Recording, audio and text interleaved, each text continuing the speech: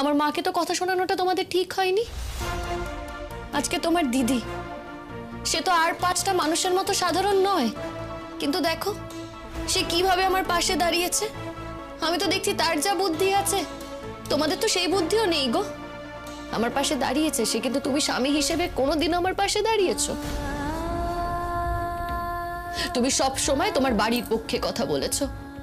কই কোনোদিনও তো আমার পক্ষে কোনো কথা বলনি। তোমার বাড়ির লোক যা বলেছে তুমি সেটাই করেছো। সব সময় শুধু তোমার বাড়ির লোকেরই দাম দিয়েছো। আমার বুঝি কোনো দাম নেই তোমার কাছে? আর সেই দিন না তোমাদের পাড়ার লোকজন সব শুনছিল গো, সব দেখছিল। সবার সামনে তো আমাকে অনেক অপমান করেছো, অনেক কথা শুনিয়েছো। আচ্ছা তোমার তারপর মনে হয়নি যে সবার সামনে আমি ওকে এতগুলো কথা শোনালাম, সেটা আমি ঠিক করিনি? একবারও মনে হয়নি না তোমার? আচ্ছা একটা কথা বলো তো, বিয়ের সময় যে মন্ত্রগুলো পড়েছিলে, একটা মন্ত্র মন থেকে পড়নি না? হয়ে গেছে? না হয়ে গেছে নাকি আরো বলে যাবে? অনেক রাত হয়েছে শিমুল, শুতে এসো। শুতে গেলেই বুঝি তুমি আমায় শুতে দেবে? সেই তো আমাকে মাঝরাত অব্দি জাগিয়ে রাখবে, তারপর আবার সেই ভোরবেলা উঠতে হবে, সবার আগে উঠতে হবে। উঠলেও দোষ, না উঠলেও দোষ। উঠে যদি রান্নাঘরে কাজ করতে যাই তখন তোমরা বলবে যে তোমাদের মায়ের অধিকার কেড়ে নিচ্ছি।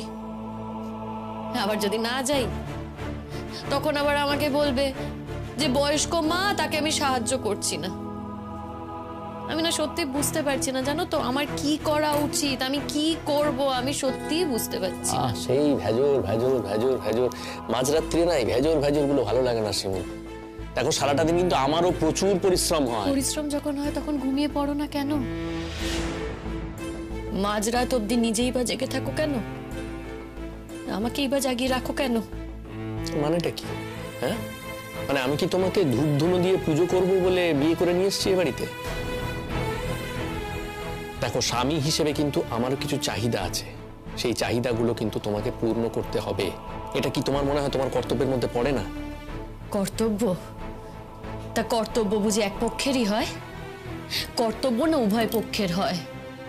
আমি সব সময় তোমার প্রতি কর্তব্য করে যাব, তুমি আমার প্রতি কোনো কর্তব্য করবে না, সেটা তো হতে পারে না। বলো তো তুমি আমার প্রতি কি কর্তব্য করেছো? তার মানে তুমি আমাকে জিজ্ঞেস করছো আমি কোন কর্তব্য করেছি? তোমাকে খাওয়াচ্ছি, পড়াচ্ছি, সমস্ত কিছু করছি, এরপরও তুমি এই প্রশ্নটা করছো আমাকে? বাহ বাহ বাবা বাবা, খাওয়ালে পড়ালেই বুঝি কর্তব্য করা হয়? আর মনটার বুঝি কোনো খোঁজ রাখতে নেই? তুমি একবার ভেবে দেখো তো, আমি আমার বাড়ি ছেড়ে, আমার আপনজনদের ছেড়ে আমি তো তোমাদের বাড়িতে এসেছি। আপনজন? বাবা, তোমার আপনজন? তো সেই তোমার এই আপনজনদের আসল রূপটা তো দেখতে পেয়ে গেলাম শিমু। এই যে তোমাকে বাপের বাড়ি নিয়ে যাওয়ার কথা হলো, তখন তাদের আসল মূর্তিটা তো ধরা পড়ে গেল। তা কি আশা করেছিলে তুমি? তোমরা বলবে আর আমার দাদারা হাসি খুশি আমাকে এখান থেকে নিয়ে চলে যাবে। আচ্ছা তুমি হলে কি করতে? তোমারও তো বোন আছে, তার বিয়ের পর তার শ্বশুর বাড়ি থেকে যদি তাকে বলতো ফিরিয়ে নিয়ে যেতে, তুমি বুঝি ঘাড় পেতে নিয়ে চলে আসতে? দেখো তোমার তো দিদির বিয়েই হয়নি, তাই তোমরা তাকে বাড়িতে রাখতে চাইছো না। আমার বিয়ে হয়ে যাবার পর দাদার এই কথা বলছে। তোমাদের সাথে না আমাদের এটাই পার্থক্য। তুমি না বড্ড বেশি কথা বলো, জানো তো তুমি শিমু? কি করবো বলো তো, মুখ ফোটাতে তো বাধ্য হই, না হলে যে এখানে পারবো না থাকতে। তাও তো আমি চুপ করে থাকি, আমি তো সবসময় কিছু বলি না। কিন্তু আমি যদি তোমার কাছে কথা না বলতে পারি, আমি বলবোটা কোথায়? স্বামী বলে তুমি আমাকে একেবারে মানোই না, না? আগে মানার মতো কাজ করো, তারপর তো মানবো। মানে কি বলতে চাইছো তুমি? এটাই বলতে চাইছি যে তোমাকে দেখে তোমার প্রতি আমার এখনো কোনো শ্রদ্ধা তৈরি হয়নি। শ্রদ্ধা? কে তোমার শ্রদ্ধার দ্বার দেবে? ওসব শ্রদ্ধা টদ্ধা না, আমার কিছু চাই না, কিচ্ছু চাই না। তুমি আমার বউ, আমি যা যা বলবো তুমি সেগুলো মেনে চলবে, ব্যাস। আমার আর কিচ্ছু চাই না।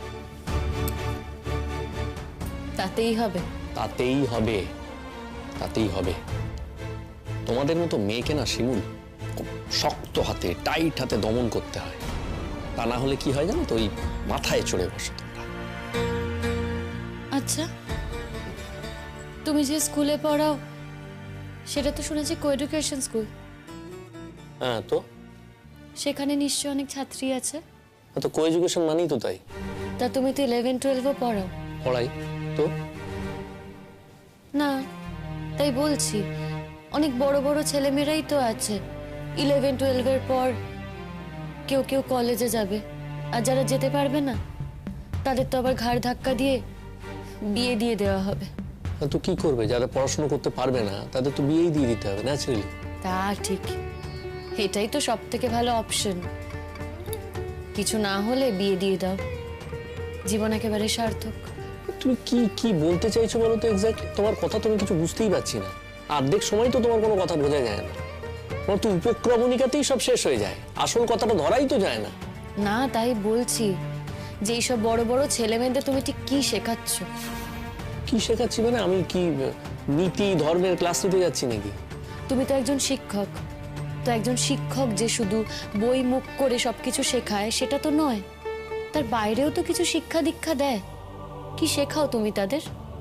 যে শ্বশুর বাড়িতে যাওয়ার পর, বিয়ের পর তাদের যদি অত্যাচারিত হতে হয় সেটা মুখ বুজে সহ্য করবে, লেখাপড়া শিখেও তারা কোনো প্রতিবাদ করবে না, এটাই শেখাও বুঝি? না, আমার বেলায় তো এটাই করতে বলছো তুমি আমায়। তুমি না বড্ড বাড়াবাড়ি করছো এবার শিমুল, বড্ড বাড়াবাড়ি করছো। মাঝরাত্রে এসব বাড়াবাড়ি কিন্তু আমার একদম ভালো লাগে না। তাহলে আর কি, মাঝরাতে যেটা ভালো লাগে সেটার জন্য তৈরি হয় না। এদিকে এসো, এসো। লাগে আমার, বোঝো না? আচ্ছা, একটু ভদ্রভাবে কাছে টানতে পারো না? প্রত্যেকটা দিন না আমার সারা শরীরে কালশিটে পড়ে যায়। কালশিটে পড়ে যায় না? কালশিটে তো পড়বেই, এরকম শক্ত হয়ে থাকো তুমি, কালশিটে তো পড়ারই কথা। আচ্ছা শিমুল, আমি তোকে একটা কথা আগেও জিজ্ঞেস করেছি, আবারও জিজ্ঞেস করছি, তুমি ঠিক করে বলো তো, বিয়ের আগে কি তোমার কোনো প্রেম টেম ছিল? যেখান থেকে দেখছো না, ধরে নাও এখান থেকেই আমার জীবন শুরু। আমার আগের জীবন নিয়ে না কথা বলার তোমার কোনো অধিকার নেই। না, আমার খুব জানতে ইচ্ছে করছে শিমুল, যে তুমি এরকম শক্ত হয়ে থাকো কেন? কেন? হ্যাঁ, না আমার তো অন্য বন্ধু বান্ধবদেরও বিয়ে হয়েছে, কই তাদের তো এক্সপিরিয়েন্স এরকম নয়। শোনো, তোমাকে না একটা কথা বলি, তুমি না মেয়েদের মন নিয়ে বোঝো না, তুমি শুধু শরীর বোঝো। একটা মেয়েরও না মন থাকে, মেয়েরাও না একটু ভালোবাসা চায়, একটু যত্ন চায়, একটু আদর চায়, কিন্তু তুমি তো এসবের মানেই বোঝো না। তোমার কাছে মেয়ে মানে ভোগের বস্তু। তাই আমার যখন কষ্ট হয় না, আমি যখন যন্ত্রণায় কাতরাই, ব্যথায় যখন ছটফট করি, তুমি কি করো জানো? মুখ ফিরিয়ে ঘুমিয়ে পড়ো, নাক ডেকে ঘুমিয়ে পড়ো। তুমি আমার মনটাকে কোনোদিনও বোঝার চেষ্টাই করোনি। মনটাকে না তুমি তিলে তিলে মেরে ফেলছো। একটা মন ফুলের মতো প্রস্ফুটিত হওয়ার আগেই তাকে কুড়ি অবস্থাতেই ছেড়ে ফেলে দিচ্ছ। তোমার কাছে বুঝি এটাই ভালোবাসার পরিচয়? আমার না সেরকম ভালোবাসা সত্যিই চাই না। হ্যাঁ, তোমার সাথে আমার বিয়ে হয়েছে, তোমার দাবি দাবা সবকিছু আমাকে মেটাতে হবে, ওইটুকুই। আমার মন তুমি কোনোদিনও পাবে না। চারু লাগছে আমার। মনটা কোথায় থাকে তোমার? ভাগ্যিস কেউ মনটা দেখতে পায় না, তাই মনটা কোথায় থাকে কেউ জানতেও পারে না। শিমুল, আমি তোমাকে একটা সোজা কথা জিজ্ঞেস করেছি, সোজা কথা সোজা উত্তর দাও। মনটা কোথায় থাকে তোমার? যেখানেই থাকুক না কেন, অন্তত ওই সময় তোমার কাছে থাকে না। তোমার মতো একটা নৃশংস মানুষের কাছে না কারোর মন কোনোদিনও থাকতে পারে না। এই শিমুল, এদিকে তাকাও। শোনো, তুমি আমার বিয়ে করা বউ, হ্যাঁ, আমার বিয়ে করা বউ। আমার অধিকার আছে তোমার সঙ্গে এগুলো করার, সম্পূর্ণ অধিকার আছে। তোমার এই নাকি কান্না, তোমার এই বিলাসিতার কোনো দাম নেই আমার কাছে। আচ্ছা, তুমি তো এমএসসি পাশ করেছো, তোমার কোনো বন্ধু ছিল না? হ্যাঁ, নিশ্চয়ই ছিল, ছিল তো, কিন্তু তারা কেউ তোমার মতো ন্যাকা ছিল না। মেয়েদের সাথে তো পড়েছো, কোনো মেয়ে বন্ধু ছিল না? মেয়েরা কেন বন্ধু হতে যাবে? মেয়েরা কখনো বন্ধু হয় নাকি? ও আচ্ছা। শোনো, সহপাঠীরা না সহপাঠীর জায়গাতেই ছিল। একটা ছেলের সঙ্গে একটা মেয়ের, আর যাই হোক, বন্ধুত্বটা হতে পারে না। সেই যে মনে এরকম ধারণা নিয়ে বসে থাকে, সে নিজের স্ত্রীকে কি ভালোবাসবে? সে তো কোনোদিনও নিজের স্ত্রীকে সম্মান করতে পারবে না। জানো তো, আমি চিরকাল ভেবেছি যে বন্ধুত্ব ছাড়া স্বামী স্ত্রীর সম্পর্ক কোনোদিনও সফল হয় না। আর তুমি তুমি ভেবেছো যে মেয়েদের সাথে কোনোদিনও বন্ধুত্বই হয় না। তোমার আর আমার নেই বিভেদ, যেটা কোনোদিনও মিটবে না। আরেকটা কথা বলি তোমায়, কারোর বাড়ি রিহার্সাল করতে যাওয়াতে যদি তোমার আপত্তি থাকে, আমি যাব না। কিন্তু তারা যদি আমাদের বাড়িতে আসে, আমি বারণও করব না। 30 রাত ধরে বেজর বেজর বেজর, ভাল লাগে না। এই চলো, এসো এখানে।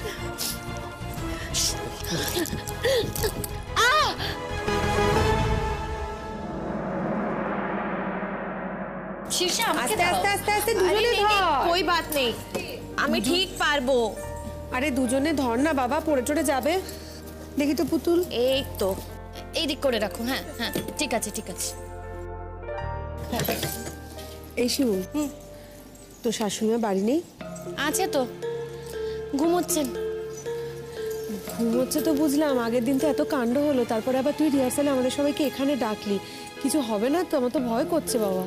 কি করব বলো, আমাকে তো যেতে দিল না, তাই তোমাদেরকে এই বাড়িতে ডাকলাম রিহার্সালের জন্য।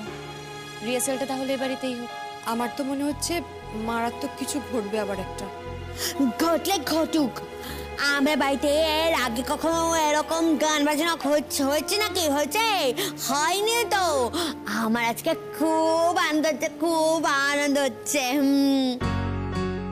এই শিমুল, ये जो लड़की ना नाच पे ना, इधर तुम्हें थोड़ा नाच শিখিয়ে দেবে। হ্যাঁ, ऐसे এরা নাচতে পারে, पर তুমি থোড়া বহুত দেখিয়ে দেবে। তুমি তো ভালো নাচো। আমি বলি কি শিমুল, তুমি রানীর পাঠটা করো, আমরা তো রাজা নাটক করছি। ওই যে আজি দক্ষিণ দুয়ার খোলা, ওই গানে একটু নাচ তুলিয়ে দাও না ওদের। আমি নাচবো কিন্তু। হ্যাঁ হ্যাঁ পুতুল দি, তুমি নাচবে তো, তার আগে বৌদি ভাইয়ের থেকে নাচটা শিখতে হবে তো নাকি? বলছি, এই শোনো না, আর কিন্তু দেরি করা যাবে না বুঝলে। এরপর অফিস থেকে স্কুল থেকে ফিরে আসবে সবাই, আমি আর সময় দিতে পারবো না। বাবা তাড়াতাড়ি দেখে নে। হ্যাঁ হ্যাঁ, আমরা করছি। এই সুচরিতা দি, তুমি গান গাইবে তো? এই শিমুল, তুমি তো ভালো গান জানো, করো। না না, তোমরা ধরো না গানটা, আমাকে ছাড়ো। আমাদের না নাচের মেয়েরই বড্ড অভাব, তাই না বলো? হ্যাঁ, তুই নাচটাই কর না শিমুল, ভালো হবে। তুই লিড করবি, ওদের প্রোগ্রামটা জমে যাবে। আমার কথাটা শোন। বাপরে, আমাদের বাড়িতে বউ তো গান গাইলেই গর্দান নেবে, নাচলে কি হবে কে জানে। পুতুল দি, তুমি চিন্তা করো না। দেখো, পাড়ার সবাই যখন করছে তখন আমিও করব। আর এ বাড়িতে তো সবেতেই অসুবিধে, নাচ করলেও অসুবিধে, গান করলেও অসুবিধে, তাই যে কোনো একটা করলেই হলো। ওকে এমন ভাবে সাজিয়ে দেবো না, কেউ চিনতেই পারবে না, দেখো। আমার খুব মজা হচ্ছে। আমি কাউকে বলবো না, আমি। শোন, আমি ভালো কথা বলছি। হ্যাঁ, আমার ভাইরা তখন আসেনি। আমার ভাইরা আসার আগে তোরা না সব সব শেষ কর ফেল, বুঝতে পেরেছিস তো? কারণ আমার ভাইরা এসে যদি আবার নাচানাচি করতে ডাকে, তাহলে আবার কি করতে হবে তো কে জানে। ঠিক, বৌদি ভাই তাড়াতাড়ি চলো, এসো এসো। হ্যাঁ চলো, ওঠো তোমরা, এসো। এদিকে এসো।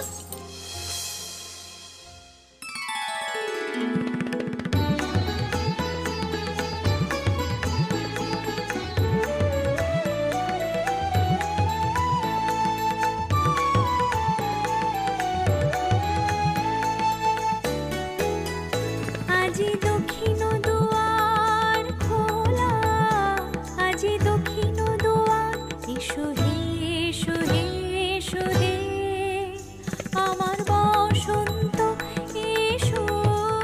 আবার একই। দক্ষিণ দুয়ার খোলা, আজি দক্ষিণ দুয়ার, দিব হৃদয় দোলায় দোলা, এসো হে। এই হাতটা এখানে যাবে। ওহ, এই কিসির আওয়াজ আমার বাড়িতে এত, হ্যাঁ? এই হাতটা এইটা এরকম, এইটা ঠিক আছে। আবার এক। এসো হে আমার বসন্ত এসো, আজি দক্ষিণ দুয়ার খোলা, আজি দক্ষিণ দুয়ার। বুঝেছো তো তোমরা? হ্যাঁ, এতটা অবধি। বলি ও কি কথা? হ্যাঁ? আমার বাড়িতে সমস্ত হচ্ছেটা কি? কাকিমা একটু রিহার্সাল হচ্ছে, এবার থেকে মাঝে মাঝে হবে, আপনার কোনো আপত্তি নেই তো? দাঁড়াও দাঁড়াও দাঁড়াও, বলি এটা আমার বাড়ি না যে বাইরে থেকে এসেছে তার বাড়ি, আমি তো সেটাই বুঝতে পারছি না। এই যে কার অনুমতি নিয়ে এসব করছো?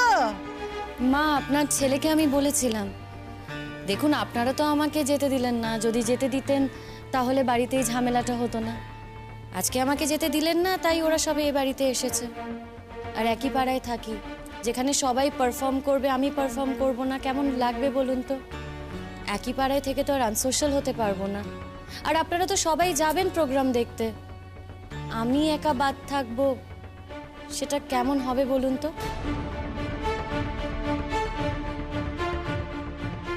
বলছি মা, আপনি এখানে বসুন না, দেখুন না, আপনার ভালো লাগবে। এত সাহস তোমার? হ্যাঁ, এই দুদিন আগে আমি তোমাকে বাপের বাড়িতে পাঠিয়ে দিতে চেয়েছিলাম, দয়া করে রেখেছি, তোমার মায়ের কথায় তোমাকে সুযোগ দিয়েছি, তারপর আজই তুমি এত বড় সাহস দেখাচ্ছ, এত বড় আস্পর্ধা তোমার? হ্যাঁ, এই কোন বংশের মেয়ে রে বাবা? এই বাড়িতে আসতে না আসতে এই দুদিনে আমার হাড় মাস একেবারে কালি করে ছেড়ে দিলে। এই বুড়ি, এই শোন আমার কথা। তুই থাম। এই ভাগ শোন, একটু শান্ত হয়ে বস, দেখবি সুন্দর লাগবে দেখতে। শুরু করতে পারলো না, সে বকর বকর আরম্ভ করে দিচ্ছে, বলে আমাদের বংশে এরম নাচ গান কখনো হয়েছে নাকি? এর আগে হয়েছে? পাড়ার মেয়েগুলো এসছে, ওরা তো নাচ গান করবে, আনন্দ ফুর্তি করবে, তা না, ওনার গায়ে একদম ফসকা পড়ে যাচ্ছে সবাই নাচ গান করছে বলে। বেশি একেবারে। এই তোরা নাচ তো, আমি বলছি তোরা নাচ। এই তো নাচছে এসে এ বাড়িতে কেন হলে? নাচলে কি তো বাড়িটা ক্ষয়ে যাবে নাকি? ওই চুপ করবি তুই, চুপ করবি তুই, নাকি দেবো দেবো তুই মুঠি ধরে দেবো? তুমি নাকি উল্টা উল্টা দেবে নাকি? তোর একবার দেবো আমি। এত বড় সাহস? আচ্ছা দাঁড়া, আসুক আজকে পলু বাড়িতে, দেখাচ্ছি তোর মজা আমি। দাঁড়া। এই তো পলুকে আমি ভয় পাই নাকি? পলুকে ভয় পাই? পলু আসুক, আমার না বউ আছে জানিস তো, ও আমাকে ঠিক বাঁচিয়ে নেবে। মামা বলছি একটু শান্ত হন না। দেখুন বাড়িতে সবাই এসেছে, বাচ্চা বাচ্চা মেয়েরা নাচ করছে, রাগ করবেন না। আর আপনি তো কখনো এসব দেখেননি, দেখুন না কি সুন্দর নাচ হচ্ছে, আপনার ভালো লাগবে। শেখাচ্ছ? হ্যাঁ, শেখাচ্ছ তুমি আমায়?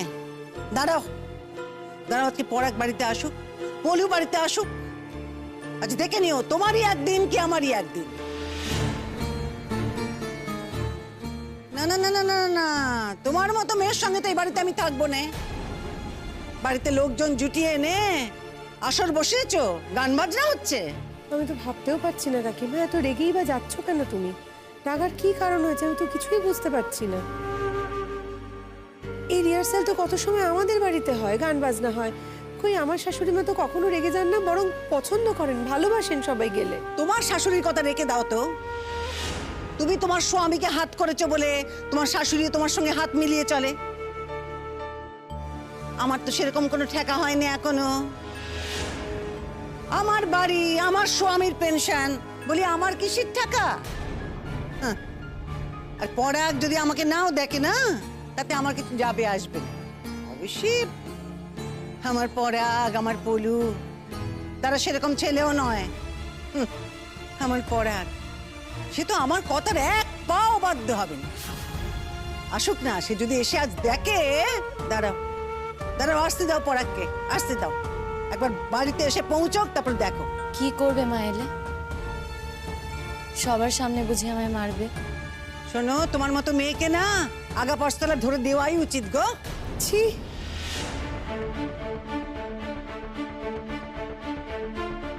ছি ছি ছি ছি, তোমার মুখে এই কথাগুলো মানায় কাকিমা? কি বলছো তুমি এগুলো? ছেড়ে দাও না জেঠিমণি, আর কয়েকটা দিন পরেই তো পাড়ায় ফাংশন, সেখানে তো সবাই আসে। তোমরাও তো বসে বসে দেখো, বলো। প্রথম সারিতে সিট না পেলে তুমিও তো রাগারাগি করো। চুপ কর, নিজের চরকায় তেল লেগে যা। আমার বাড়ির কাউকে নিয়ে তুই একটাও কথা বলবি না। সুচরিতা দি, বলছি গানটা চালাও তো, না হলে চিৎকার চেঁচামেচি কিন্তু থামবে না। চালাও। ও কি কথা? হ্যাঁ, এই তুমি এতখানি অমান্য করছো আমায়? আমারই মুখের উপর গান চালিয়ে দিচ্ছ, আবার আমারই চোখের সামনে ধেই ধেই করে ওদের নাচ শেখাচ্ছ। ওরে আমি কি করলুম? ও পরাগ রে, আমি তো জীবনটা একেবারে সর্বনাশ করে দিলুম রে। হ্যাঁ, কতবার করে তখন বলেছিলুম, ও পরাগ, এই মেয়েকে দেখে তুই মোহিত হলি কেন? একে তুই বিয়ে করিস নে, বিয়ে করিস নে, তুই শুনলি নে? এ মেয়ের না আছে দেখতে কোনো রূপ, না আছে লেখাপড়ায় কোনো গুণ, তাকে তুই কেন জোর করে বিয়েটা করলিস? ভীমরতি, ভীমরতি, মানুষের ভীমরতি ধরে নে। আমার ছেলেটা তখন ঠিক সেই ভীমরতি ধরেছিল। একটু চুপ করবি? একটা ভালো জিনিস হচ্ছে দেখতেই দিচ্ছে না, কিছুতেই দেখতে দিচ্ছে না, খালি বক বক বক বক বক বক বক করেই যাচ্ছে। চুপ করো পুতুল দি, কেন কথা বলছো? মাও কথা বলে যাচ্ছেন, তুমিও কথা বলে যাচ্ছ, এতে তো আরো চিৎকার চেঁচামেচি হচ্ছে। তুমি থেমে যাও না, মাও ঠিক চুপ করে যাবেন। কি তোমার আমাকে দেখে কি মনে হচ্ছে? হ্যাঁ, ভক্তি ভক্তি আমি চুপ করে যাব? আমার কি মাথা খারাপ হয়ে গেছে নাকি? মা, আমি সেটা বলিনি। আমি বলতে চেয়েছি, যদি কেউ কথা না বলে, আপনি হয়তো কথা বলতে বলতে এমনি চুপ হয়ে যাবেন। একা একা কতক্ষণ কথা বলবেন, টায়ার্ড হয়ে যাবেন। আমি তো আপনাকে বলছি, আপনি বসুন না, দেখুন না। এই শুরু করো তো, তোমরা শুরু করো। দাঁড়াও দাঁড়াও দাঁড়াও, যেখান থেকে বাজছে সেখান থেকেই ধরো। নাও চলো। নব শ্যামল শোভন রথে এসো বকুল বিছানা। দেখে করো, হাত ভুল যাচ্ছে, দেখে করো। নব শ্যামল শোভন রথে এসো বকুল